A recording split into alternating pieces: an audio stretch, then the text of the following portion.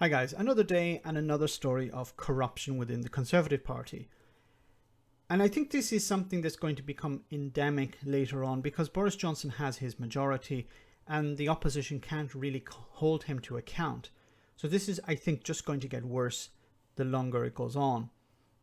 Now this is a tweet from Matthew Wright. He says, "Blow me." Never saw this one coming. A new BBC chairman has donated over £400,000 to the Conservative Party. Now, I've said before,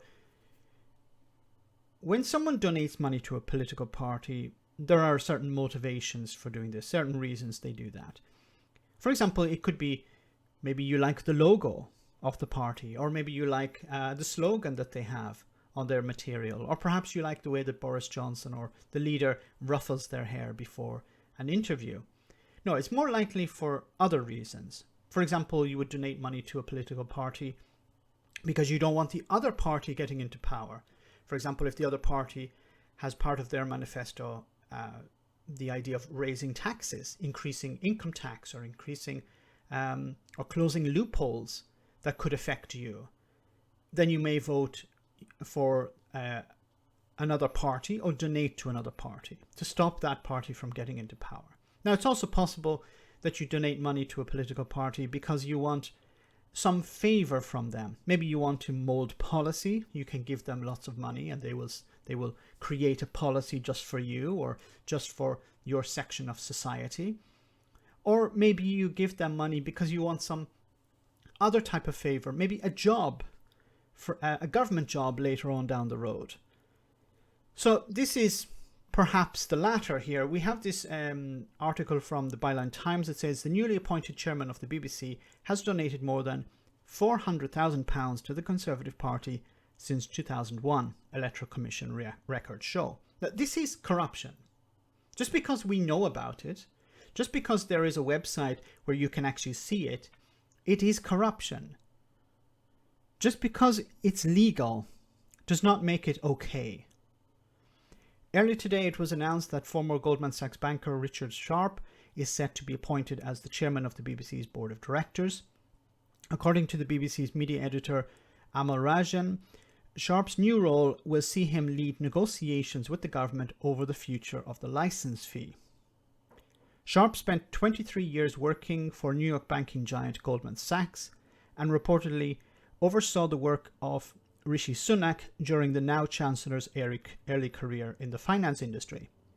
Latterly, Sharp was on the Bank of England's Financial Policy Committee for 6 years until 2019.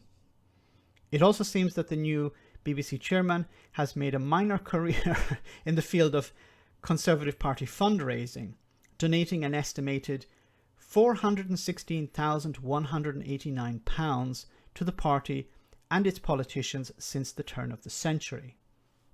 And just here from Wikipedia, it says here, Sharp was an advisor to Boris Johnson when he was Mayor of London and has been an unpaid advisor to Rishi Sunak on the UK's economic response to COVID-19.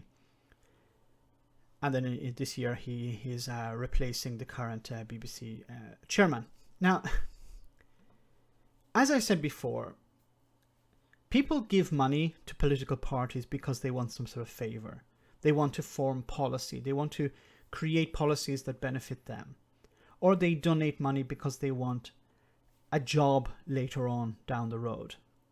And this seems to be the case here. Now, wouldn't it be better if Richard Sharp, who probably has a lot of money, would give this money to something better than the Conservative Party? Maybe a food bank or a local charity, instead of giving it to political parties. Now, it's important to remember that this is not the case of a politician putting money in a brown envelope and meeting with Boris Johnson or someone like Boris Johnson in a car park at midnight under the cover of darkness. This is completely legal. The old way of, the way I described of putting money in an envelope, that's not done anymore. Instead, it's done legally. Now, if someone can donate a huge amount of money to a political party, and that party, for example, creates policies that benefit that person individually or that section of society, how is that democratic? You and I don't have this amount of money. How do we influence politicians? We vote. That's our way of influencing politicians. If a politician presents a policy we don't like, we generally don't vote for that politician. Now, I know some people don't think in that way. Some people just vote for whatever politician they voted for before. But generally, a good approach would be, if a policy doesn't suit me, or I don't think it's a good policy for society, then I don't vote for that politician or that party. Now, that's our power as citizens. But if somebody else can come along and say, look, political party, here is £400,000, do something for me. Create a policy where you reduce income tax for people over a certain level of income, or eliminate a certain tax that affects the wealthy, or leave open certain loopholes that allow me or private enterprises, large enterprises, to avoid paying taxes, or allow me to, put money offshore without any consequences. These are the types of policies that these people are interested in.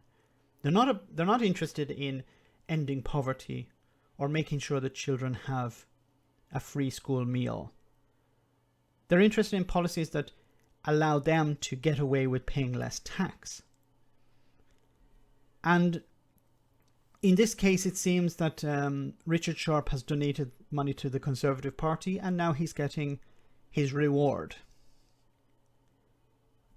What he's going to do with that reward remains to be seen.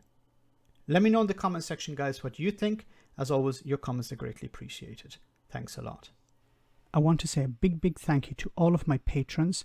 You ensure that this channel continues to exist. I'm eternally grateful for all of your support. If you join Patreon, you will receive instant access to our Discord server, where we have both audio and video chats. You can chat with me and other patrons, where we discuss important and non-important issues.